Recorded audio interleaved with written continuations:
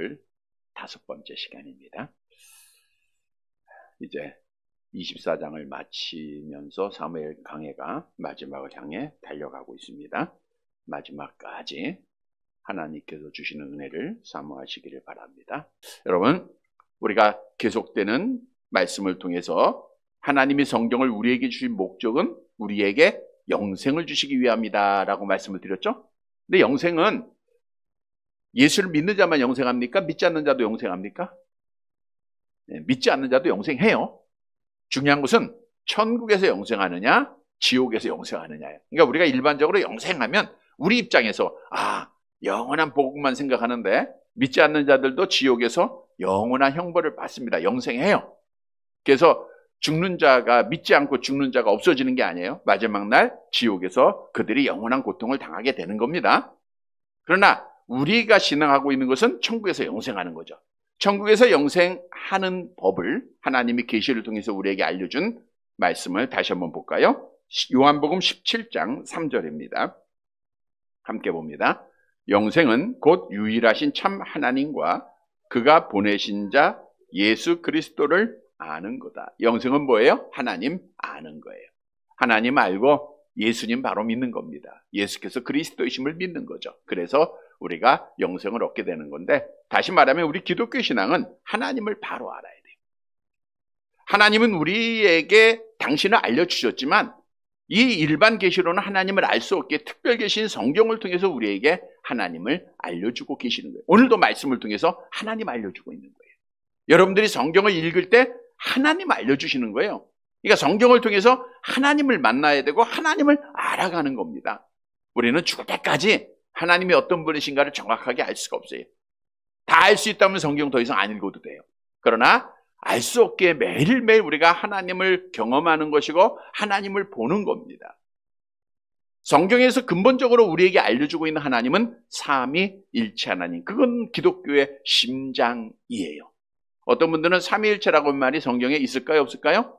없습니다. 그러니까 이거는 비성경적이다 이렇게 비난할 줄도 있지만, 정통적인 기독교에서는 삼위일체 하나님을 그대로 받아들이고 있습니다.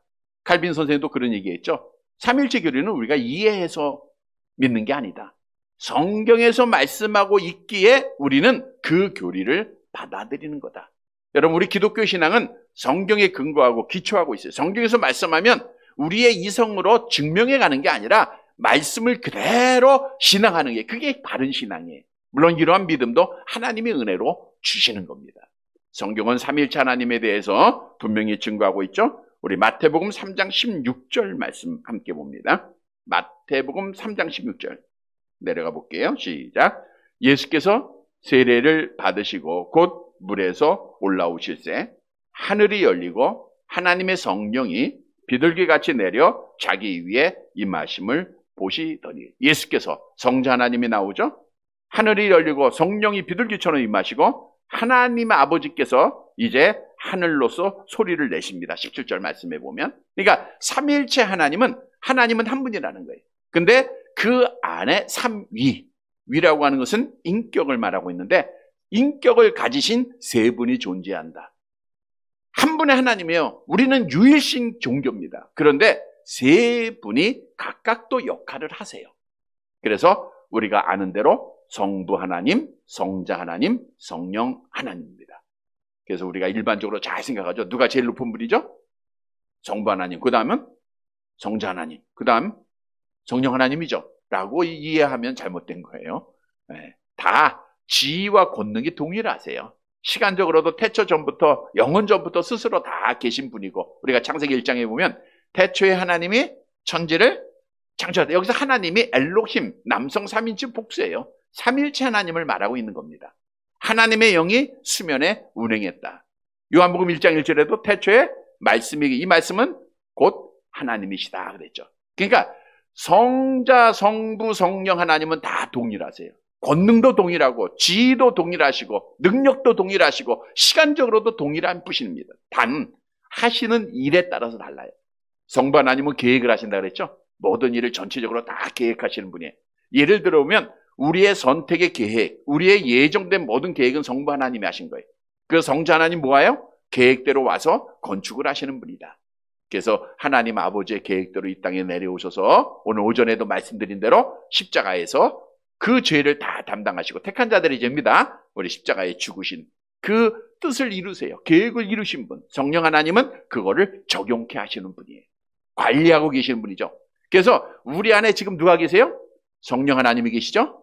그래서 우리 주님이 예수님인데 예수도 계세요. 예수의 영이 계시는 거예요. 그러니까 성령님은 하나님 아버지의 영, 또 예수의 영도 되시는 거고 또 성령 자체도 되시는 거예요. 그러니까 우리가 삼위일체 교리라고 하는 것이 굉장히 중요한 교리입니다. 그래서 우리는 성경에서 말씀하고 있는 그대로 삼위일체 교리를 받아들이고 우리 하나님은 한 분이신데 그 위에 삼위가 계시다라고 하는 사실을 다시 한번 확신하는 귀한 성도들이 되시기를 간절히 바랍니다.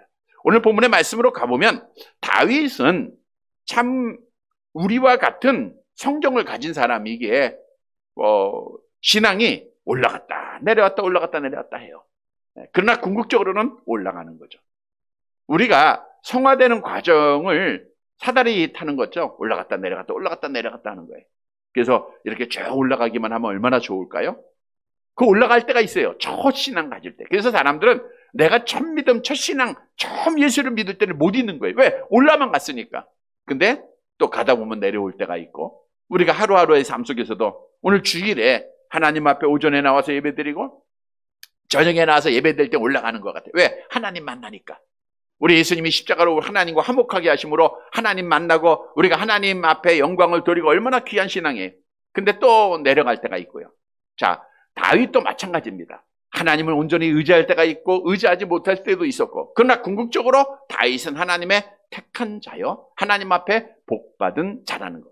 더 나아가 이 다윗을 통해서 하나님의 모습을 우리에게 보여주고 있어요.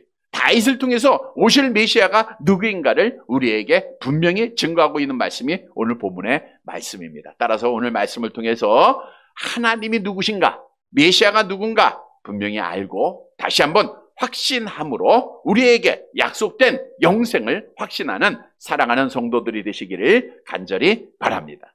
첫째 대지로 하나님은 사랑의 하나님이라는 거예요. 사랑의 하나님. 우리 본문 16절 말씀을 함께 보시겠습니다.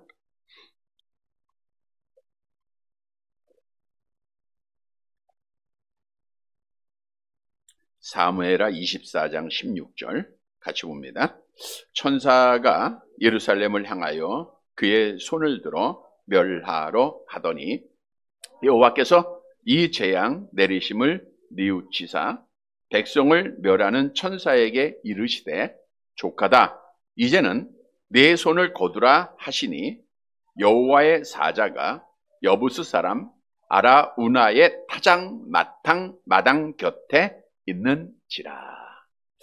천사가 예루살렘을 향하여 그의 손을 들어 멸하러 하더니, 그러니까 예수님 하나님께서 누구를 보내서 지금 전염병으로 이스라엘을 멸하시는 거예요? 천사를 보낸 거예요. 지난주에 단에서부터 부엘세바까지, 즉 북쪽에서 남쪽 끝까지 천사가 다니면서 다니는 곳마다 전염병으로 이스라엘 백성들 몇 명을 죽였어요? 7만 명을 죽였다라고 말씀을 드렸어요. 자, 그런데 오늘 본문에 보니까 천사가 예루살렘을 향하여 그의 손을 들어 멸하러 하더니, 이 말씀을 잘 보세요. 이게 천사가 이제 손을 들어서 예루살렘에도 전염병을 주려고 한다 그거예요. 그러니까 아직 예루살렘은 전염병의 재앙을 받았어요, 안 받았어요? 아직 안 받았다 그 뜻이에요. 아직 안 받았을 때입니다.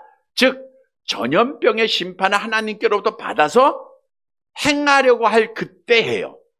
누가 행한다고요? 천사, 여호와의 사자, 이렇게 말씀해 주고 있는데 하나님의 심판을 대리하는 자입니다. 그리고 이 천사는 역대상 21장 16절 말씀을 볼까요? 같은 내용을 기록한 내용에 이렇게 말씀하고 있죠. 같이 봅니다. 다윗이 눈을 들어보매 여호와의 천사가 천지 사이에 섰고 칼을 빼어 손을 들고. 그러니까 다윗은 여호와의 천사를 봤어요, 못 봤어요? 여호와의 천사가 칼을 빼고 든 것을 봤어요, 못 봤어요? 봤다 그랬잖아요. 자, 그럼 여기서 우리가 천사는 우리의 눈으로 볼 수 있는가라고 하는 질문이에요. 천사 볼 수 있어요, 없어요? 네, 천사는 영적 존재이기에 육체가 없습니다. 남잔지 여잔지 몇 살 먹었는지 우리가 알 수가 없어요. 왜? 형체가 없기에. 자, 그러면 성경에서 어떻게 천사가 보여지는가? 우리가 천사는 하나님의 말씀을 전달하고 또 이렇게 하나님의 심판의 도구로 사용되어졌는데, 발람 선지자의 말을 한번 볼까요? 발람 선지자가 발락 그 왕의 미혹을 받아서 가려고 했잖아요. 그때 천사가 나타났죠. 자, 그런데 우리 민수기서 22장 25절 말씀 볼까요? 민수기 22장 25절 같이 봅니다.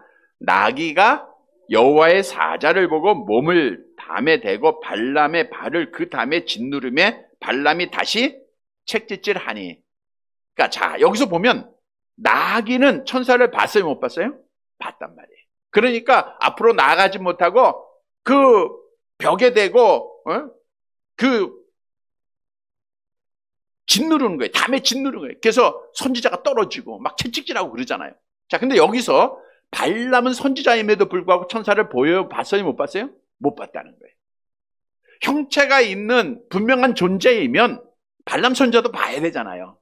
근데 나귀만 봤어요. 후에 발람 선지자가 천사를 봐요, 못 봐요? 보게 됩니다. 이것은 영안이 열렸을 때예요. 그러니까 영안이 열렸을 때는 천사가 보인다, 이 말은 천사가 형체를 가지고 있는 이러한 모습이 아니라 천사를 우리가 볼 수 있다, 그거예요. 여러분, 우리 하나님 보여요, 안 보여요? 안 보이죠? 근데 오늘 하나님 봤어요, 안 봤어요? 하나님 만났어요, 안 만났어요? 만났죠. 우리가 대상이 없이 예배드린 거 아니에요. 우리는 살아계신 전능하신 여호와 하나님을 믿음으로 바라보면서 기도하는 거예요. 막연한 존재한테 하는 게 아닙니다. 눈이 있어도 보지 못하고 귀가 있어도 듣지 못하고 입이 있어도 기가지 못하는 우상하게 하는 게 아니라 살아계신 하나님을 믿음으로 기도하잖아요. 믿음으로 찬양하죠. 믿음으로 보는 거예요. 영안이 열린 자들은 하나님도 보고 천사도 보는 거예요. 알리지 못하면 못 보는 겁니다. 분명한 것은 여호와의 사자, 천사를 통해서 하나님이 이스라엘 나라를 심판하셨다는 것. 자, 다음 말씀 계속 봅니다. 자, 이제 천사가 예루살렘을 향하여 칼을 들고 재앙을 내리려고 할 그때에 여호와께서 어떻게 했어요? 이 재앙 내리심을 어떻게 했다? 뉘우쳤다라고.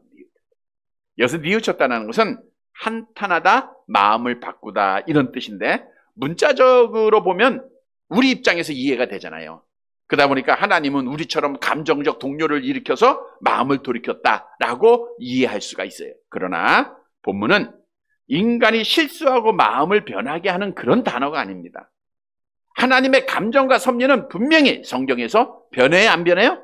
변하지 아니함을 우리에게 말씀하고 있어요. 하나님은 절대로 변할 수 없는 분이에요. 하나님의 계획, 하나님의 섭리, 하나님의 능력 절대로 안 변합니다.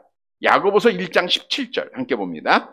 온갖 좋은 은사와 온전한 선물이 다 위로부터 빛들의 아버지께로부터 내려오나니 그는 변함도 없으시고 회전하는 그림자도 없으시니라. 그는 변함이 없어요. 자, 그러면 왜 이러한 말을 기록했는가?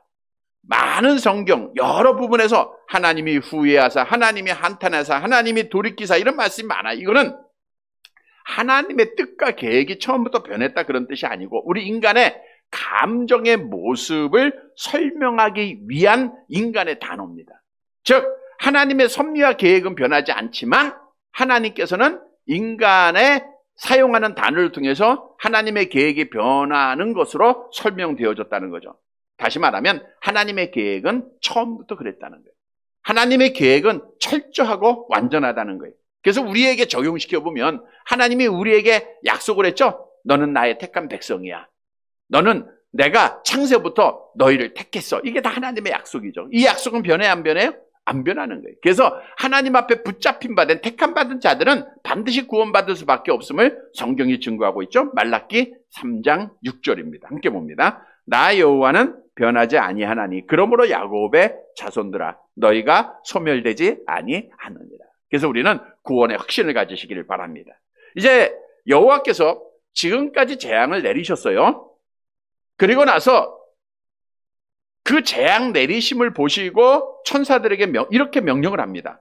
우리 같이 하반절에 보면 본문 하반절 족하다 천사들에게 이르되 족하다. 이제는 내 손을 거두라. 족하다.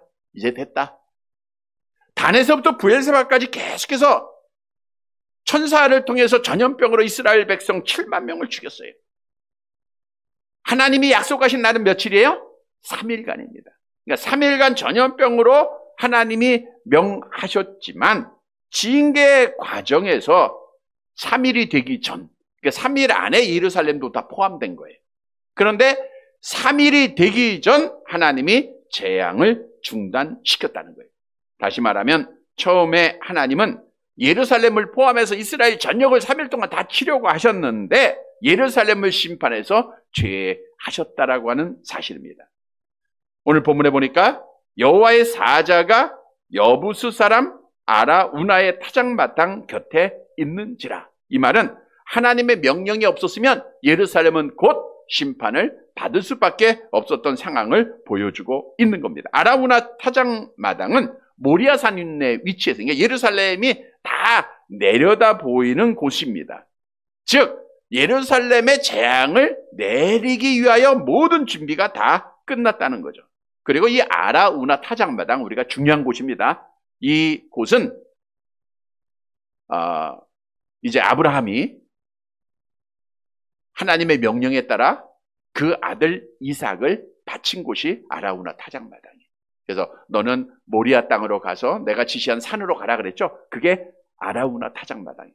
더 나아가 이 타작마당 위에 하나님의 성전, 즉 예루살렘 성전이 건축되어졌다는 거죠. 솔로몬이 역대하 3장 1절을 보세요. 어디에 하나님의 성전을 건축했는가 함께 봅니다. 솔로몬이 예루살렘 모리아 산에 여호와의 전 건축하기를 시작하니 그곳은 전에 여호와께서 그의 아버지 다윗에게 나타나신 곳이요 여부스 사람 오르난의 타작마당에 다윗이 정한 곳이라. 아라우나는 여부스 사람이다라고 나와 있죠. 여기서 아라우나는 여부스의 이름이에요. 여부스 사람들은 아라우나라고 불렀고요. 시브리 말로는 오르난입니다. 그래서 성경에 오르난의 타작마당이라고 역대하는 기록되어져. 이게 아라우나와 똑같은 인물입니다. 근데 어디 족속이에요? 여부스 족속. 여부스 족속은 어디예요? 가나안의 7족속 중에 하나잖아요. 그러니까 하나님께서 이스라엘 백성들에게 약속대로 가나안의 복을 주시면서 7족속에 대해서 말했죠. 젖과 꿀이 흐르는 땅, 가나안 족속, 헷 족속, 아모리 족속, 브리스 족속, 시위 족속, 여부스 족속 지방에 내려가라. 그런데 여부스 족속에 속한 아라우나는 이때까지 존재한 걸 보면 점령을 당하지 않았다는 것을 알 수 있고요. 다윗이 통치할 때까지 그들이 살아있었고 다윗의 통치 아래 있었다고 하는 사실을 볼 수가 있습니다. 자, 중요한 사실은 하나님께서 3일 동안 이스라엘을 다 멸하라고 하셨다는 거예요. 그런데 뜻을 돌이켜 그 재앙을 예루살렘은 내리지 않고 중단하셨다는 거예요. 자, 여기서 재앙을 내리시고 중단하신 분 누구예요? 여호와 하나님이세요. 자, 그럼 왜 중단했는가? 하나님의 백성들을 사랑하셨기 때문에. 그 답밖에 없어요.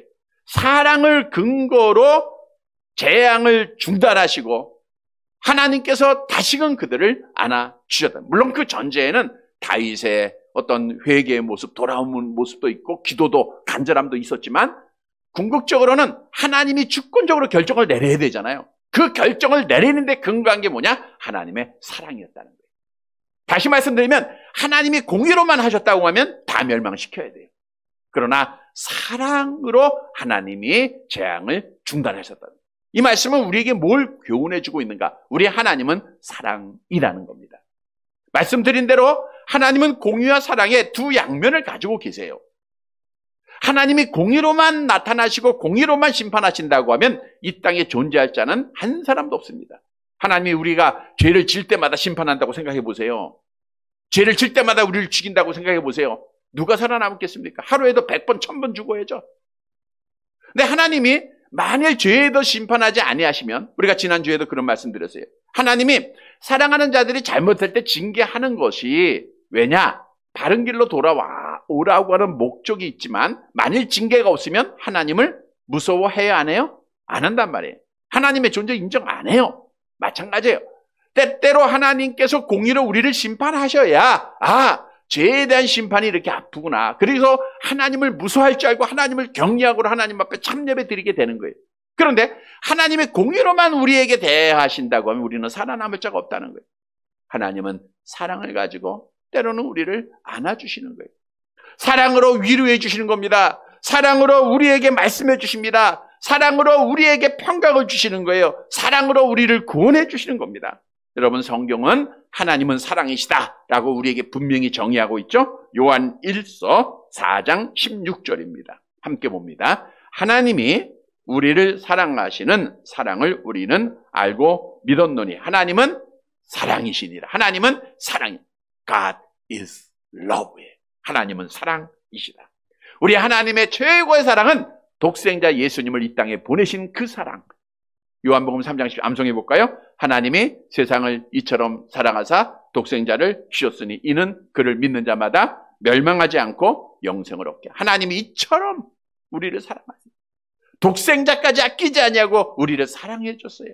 하나님의 사랑은 어떻게 확증됐죠? 로마서 5장 8절 암송합니다. 우리가 아직 죄인 되었을 때 그리스도께서 우리를 위하여 죽으심으로 하나님께서 우리에 대한 자기의 사랑을 확증하셨느니라. 아무리 봐도 없어요. 플리트물에 암송하는 것밖에 없어요. 자, 그리스도께서 우리를 위하여 죽으심으로 하나님께서 우리에 대한 자기의 사랑을 확증해 주셨어요. 여러분, 하나님의 이 사랑으로 우리가 구원받은 줄 믿으시길 바랍니다. 이 사랑으로 지금까지 우리가 살아있는 줄 믿으시기를 바랍니다. 이 사랑으로 우리가 하나님의 나라에 갈 줄로 믿으시기를 바랍니다. 뿐만 아니라 우리가 이 땅에 사는 동안 연약한 육신이잖아요. 다윗도 그랬듯 우리가 연약한 육신이기에 죄를 수없이 범해요. 그런데 이 죄를 범할 때마다 하나님께서 우리의 죄를 용서해 주시고 우리를 안아주시는 것은 뭘 근거하는 거예요? 사랑이라는 거예요. 하나님은 사랑으로 돌아온 탕자 안아주셨듯 우리가 회개하고 돌아올 때마다 하나님은 사랑으로 용서해 주시고 우리 죄를 기억하지 아니하시고 우리에게 은혜를 베풀어 주시는 분임을 성경은 증거하고 있죠. 에레미야서 18장 8절입니다. 같이 봅니다. 만일 내가 말한 그 민족이 그의 악에서 돌이키면 내가 그에게로 내리기로 생각하였던 재앙에 대하여 뜻을 돌이키겠고. 그러니까 하나님의 사랑의 근거로 이스라엘 백성들에게 재앙을 중단시킨 것은 이스라엘 백성들이 어떻게 했다는 거예요? 돌아왔다는 겁니다. 회개했다는 겁니다. 요엘서 2장 13절에도 너희가 옷을 찢지 말고 뭘 찢어요? 마음을 찢고 누구에게 돌아와? 너희 하나님 여호와께로 돌아와라. 그리하면 그는 은혜로우시고 자비로우시고 노하기를 더디하시고 인애가 크시사 뜻을 돌이켜. 이건 사랑이에요. 사랑을 베풀어 주신다는 거예요. 재앙을 내리지 않게 하신다는 거예요. 요나서 4장 2절 하반절 함께 봅니다. 주께서는 은혜로우시며 자비로우시며 노하기를 더디하시며 인애가 크시사 뜻을 돌이켜 재앙을 내리지 아니하시는 하나님이신 줄 내가 알았음이니이다. 여러분, 이 시간 요나서의 고백처럼 하나님이 사랑이라는 걸 다시 한번 아는 시간이 되시기를 바랍니다. 주는 은혜로우신 분이고 자비로우신 분이고 노하기를 더디하시는 사랑의 하나님이신 줄 내가 알았나이다. 성도 여러분, 하나님은 사랑이세요. 사랑으로 재앙을 중단하시고 그들에게 사랑으로 은혜를 베푸셨어요. 이 사랑은 오늘도 우리에게 적용되는 거예요. 하나님의 사랑으로 구원받은 자들, 사랑으로 날마다 하나님께서 우리를 안아주십니다. 돌아올 때마다 안아주십니다. 하나님은 한 번도 우리를 내치지 않으세요. 문제는 내가 돌아오느냐 안 돌아와 있는 거죠. 그래서 우리는 하나님의 사랑을 깨닫고 정말 그 탕자가 그 아버지를 떠나서 얼마나 우리의 모습이에요. 그러나 돌아올 수 있는 것은 하나님 아버지가 사랑이라는 것을 우리가 믿어야 되는 거예요.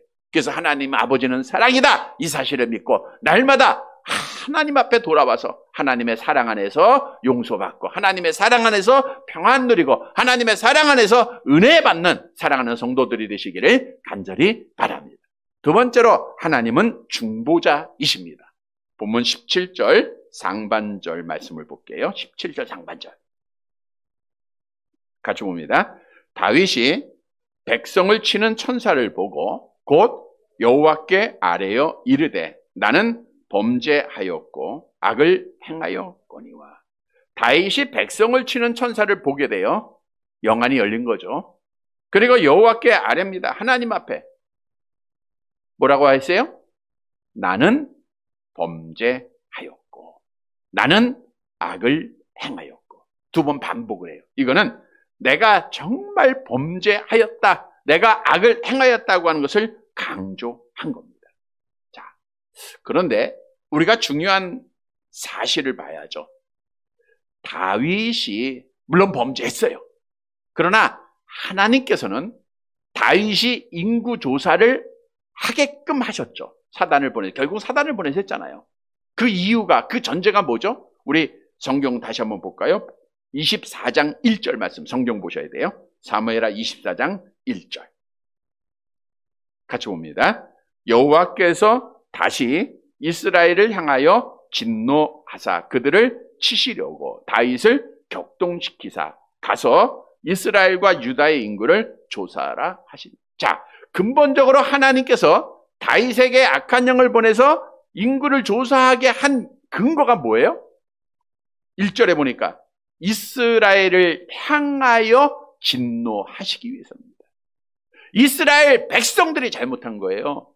저들이 불신앙에 떨어지고 저들이 하나님 의지하지 아니하고 저들이 우상 숭배하고 하나님이 참다 못해 이스라엘 백성들을 벌하시기 위하여 다윗에게 인구조사를 시킨 거예요. 그러니까 결국은 저들이 전염병으로 죽은 이유는 뭐예요? 누구의 죄예요? 백성들의 죄입니다.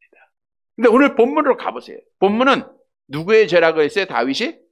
나의 죄. 내가 잘못했고 내가 범한 죄악이고, 다시 말하면 다윗은 백성의 모든 죄를 자신의 죄로 그가 여기고 하나님 앞에 나왔다는 거예요. 자, 이 말씀은 뭘 의미하고 있는가? 앞으로 오실 메시아가 어떤 분임을 말씀해 주고 있는 거예요. 앞으로 오실 메시아는 우리 택한 백성들의 모든 죄를 친히 담당하시고 하나님 아버지께 나올 자라고 하는 사실이에요. 그래서 오늘 본문이 우리에게 주는 교훈은 오실 메시아, 즉 성자 하나님은 바로 우리의 중보자가 되신다라고 하는 사실을 교훈해주고 있는 겁니다. 여러분, 본래 우리 인간은 아담의 타락으로 말미암아 죄 중에 출생되고 하나님 앞에 나아갈 수 없는 영적으로 사망에 이른 자예요. 이러므로 한 사람으로 말미암아 죄가 세상에 들어오고 죄로 말미암아 사망이 들어가는 이와 같이 모든 사람이 죄를 지었으므로 사망이 모든 사람에게 이르렀다. 우리는 영적 사망이에요. 죽었던 우리입니다. 우리는 스스로의 힘으로 결코 하나님에게 갈 수도 없고 하나님을 알 수도 없어요. 모든 사람이 죄를 범할 때 하나님의 영광에 이를 수 없는 거예요. 그래서 하나님께서는 당신 자신이 사람의 몸을 입으시고 이 땅에 내려오신 겁니다. 중보자로 내려오세요. 중보자로. 성경에 보니까 중보자는 따라서 하나님과 인간 사이를 중보해야 하기에 참 사람이셔야 돼요. 참 사람. 우리 성자 하나님이 참 사람임을 우리에게 증거하죠. 히브리서 2장 14절 15절 같이 봅니다. 자녀들은 혈과 육에 속하였음에 그도 또한 같은 모양으로 혈과 육을 함께 지니심은 죽음을 통하여 죽음의 세력을 잡은 자 곧 마귀를 멸하시며 또 죽기를 무서워함으로 한평생 매여 종로를 타는 모든 자들을 놓아주려. 말씀 잘 보세요. 자녀들을 혈과 육에 속하였음에 그도 또한, 여기서 그는 누구예요? 성자 하나님 예수님이에요. 같은 모양으로 혈과 육을 취했어요. 그것은 죽음을 통하여 죽음의 세력을 이기기 위해서예요. 또 마귀를 멸하시고 죽기를 무서워하는 우리에게 무서워하지 말라고, 죽음 이기라고 우리 주님이 사람의 몸을 입으셨다, 그 뜻이에요. 물론 우리 예수님은 죄 없는 인간이십니다. 또한 중보자는 반드시 하나님이셔야 되죠. 성경도 우리 예수 그리스도께서 하나님이심을 증거하고 있는데 히브리서 9장 25절 26절 같이 봅니다. 대제사장이 해마다 다른 것의 피로써 성소에 들어가는 것 같이 자주 자기를 드리려고 아니하실지니 그리하면 그가 세상을 창조한 때부터 자주 고난을 받았어야 할 것이로되 이제 자기를 단번에 제물로 드려 죄를 없이 하시려고 세상 끝에 나타나셨느니라. 보세요. 우리 주님은 단번에 자기 자신을 제물로 드린 하나님이 되심을 성경은 우리에게 분명히 증거하고 있어요. 자, 따라서 우리 예수님은 하나님이신데 중보자로 이 땅에 오셔서, 즉 그리스도로 이 땅에 오신 거예요. 메시아로 이 땅에 오셔서 우리의 죄를 친히 다 담당하셨어요. 오늘 오전에도 말씀드린 대로 십자가 지신 거예요. 그 고통, 그 멸시, 그 천대 다 받으시고 죽으신 거예요.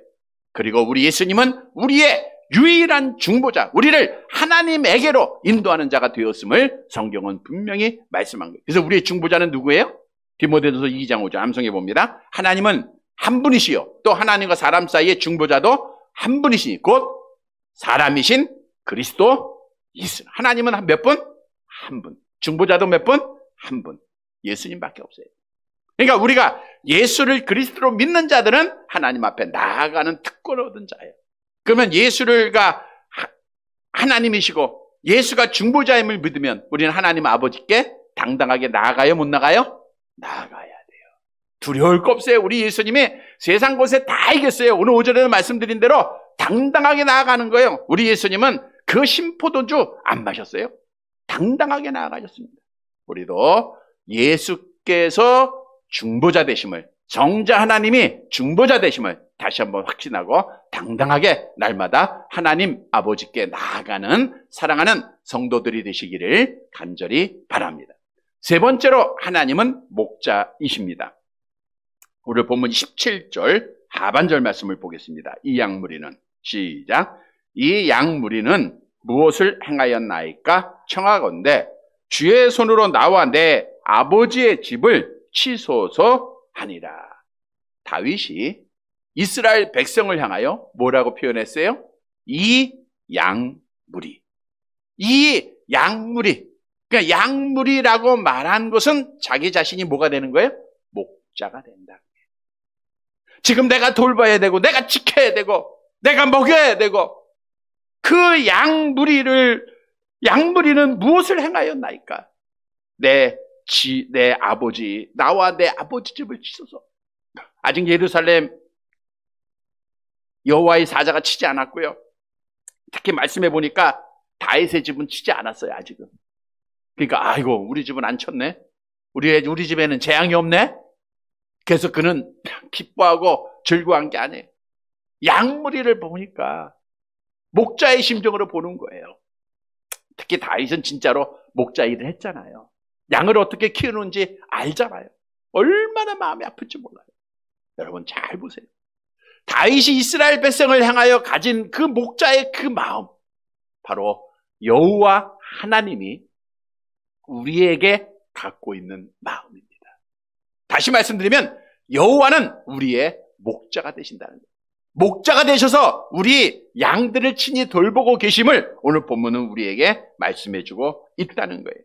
성경도 여호와가 택한 자들의 목자다라고 수없이 증거하고 있죠. 우리 이사야서 40장 11절 함께 봅니다. 그는 목자같이 양떼를 먹이시며 어린 양을 그 팔로 모아 품에 안으시며 젖먹이는 암것들을 온순히 인도하시리라. 그는 여호와는 우리의 목자가 돼. 그래서 우리가 시편 23편 1절에 여호와는 나의 목자신 내가 부족함이 없다. 여호와 하나님을 목자로 삼은 양들은 절대로 부족함이 없어요. 왜냐? 그는 우리를 날마다 푸른 풀밭 잔잔한 물가로 인도하셔서 우리를 쉬게 하십니다. 그는 우리에게 좋은 꼴을 먹여주세요. 에스겔서 34장 14절 15절 함께 봅니다. 좋은 꼴을 먹이고 그 우리를 이스라엘 높은 산에 두리니 그것들이 그곳에 있는 좋은 우리에 누워 있으며 이스라엘 산에서 살찐 꼴을 먹으리라. 내가 친히 내 양의 목자가 되어 그것을 누워 있게 할지라. 주 여호와의 말씀이니라. 그러니까 목자는 우리를 지키세요. 우리를 먹이세요. 우리에게 평안 주세요. 그러니까 양들은 뭐 하기만 하면 돼요? 목자를 따라가기만 하면 돼요. 목자 없이 각기 제 길로 가면 그 길은 멸망의 길입니다. 우리가 각기 제 길로 갔던 자들이에요. 그러나 여호와는 우리의 모든 죄악을 그에게 담당시키시고 친히 나의 목자가 되어 주셨다는 거예요. 그러니까 우리는 이제는 여호와 하나님이 나의 목자심을 신앙으로 고백하고 우리가 입술의 고백이 아니에요. 내 삶으로 이제는 여호와를 따라가는 거예요. 그의 음성을 듣고 따라가는 거예요. 우리는 갈 길을 몰라요. 그의 지팡이와 막대기를 보고 따라가면 됩니다. 그러면 하나님이 우리를 지켜주세요. 악한 영으로부터 철저하게 보호해 주시고 우리의 필요를 아시고 푸른 불밭으로 인도하시고 우리에게 하나님께서 복을 주시는 거예요. 구원에 이르도록 완성시켜 주시는 거예요. 그래서 우리는 여호와 하나님이, 성도 여러분, 나의 목자가 됨을 이 시간 다시 한번 신앙하고 여호와 하나님만 따라가고 그의 음성만 듣고 우리가 신앙생활하는 사랑하는 성도들이 되시기를 간절히 바랍니다. 말씀을 정리해 드리겠습니다. 다윗은 하나님의 택한 자로 오늘 본문에 보니까 하나님이 어떤 분인가 라고 하는 사실을 우리에게 알려주고 있죠. 성도 여러분, 하나님은 어떤 분이냐? 먼저는 사랑의 하나님이십니다. 우리가 회개하고 바른 길로 돌아올 때마다 한 번도 내치지 아니하시고 우리를 안아주십니다. 우리의 죄를 100번이고 1000번이고 다 용서하십니다. 그 근거는 오직 사랑이에요. 우리를 특별히 사랑하시고 창세전부터 사랑하시고 지금까지도 사랑하신 그 하나님을 우리가 신앙하면서 하나님의 징계를 받을 때마다 바른 길로 돌아오면 돼요. 하나님의 사랑을 잊지 말아야 됩니다. 두 번째로 우리 하나님은 중보자이세요. 다윗이 백성의 모든 죄를 내 죄로 여기고 하나님 앞에 나왔듯 우리 예수 그리스도께서 성자 하나님이 우리의 택한 자들의 모든 죄를 지금 담당하시고 하나님 아버지 앞에 나와서 그 죄의 문제를 해결하셨어요. 우리의 중보자는 오직 성자 하나님입니다. 그래서 우리는 성자 하나님의 은혜를 통하여 날마다 하나님 앞에 당당하게 나아가는 자들이 되어야 됩니다. 그리고 우리 하나님은 목자가 되세요. 다윗이 양무리를 향하여 이 백성들을 향하여 이 양무리라고 칭했던 것처럼 오늘도 여호와는 우리를 보시고 내 사랑하는 양이라고 보고 계세요. 그래서 우리는 홧길로 가지 말고 제갓길 가지 말고 목자 되신 주님의 음성만 듣고 가다 보면 우리 하나님이 평안한 길로 인도해 주시고 푸른 초장으로 인도해 주십니다. 그 길이 승리의 길이요, 그 길이 복받는 길이에요. 사랑하는 성도 여러분, 오늘도 말씀을 통해서 하나님이 누구신가 우리에게 정의하신 것 잘 기억하고 우리 하나님은 사랑의 하나님이다. 우리 하나님은 중보자 하나님이시다. 우리 하나님은 목자가 되신다. 이 하나님을 바로 신앙하고 신앙 잘 지키고 하나님 의지해서 하나님 앞에 복을 받는 사랑하는 성도들이 되시기를 주님의 이름으로 간절히 바랍니다.